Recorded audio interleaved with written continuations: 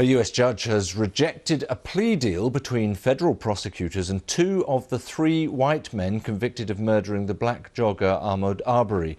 The ruling comes after one of the convicted men admitted for the first time that race was his motivation behind the attack.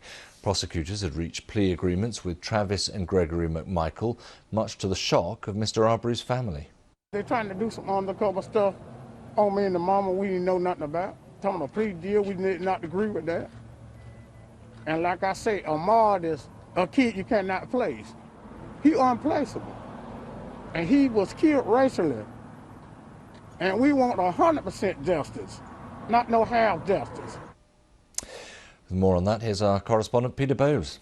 During the original trial, the actions of these three white men, were characterised by prosecutors as a modern-day lynching. They were all found guilty of the murder of Ahmaud Arbery, a black man who'd been jogging down the street, and they were sentenced to life in prison. They were also due to face a federal hate crime trial, which was due to start next week, but it emerged on Sunday that prosecutors had reached an agreement with two of the men, Gregory and Travis McMichael, and that agreement included an acknowledgement for the first time from these men that they had in part been chasing Mr. Arbery down the street because he was black, and prosecutors said that this was an important step towards justice. And as part of this agreement, it was stipulated that they would serve some 30 years in a federal prison before being transferred to a state prison to see out the rest of their life sentence. And the reason that that is both controversial and significant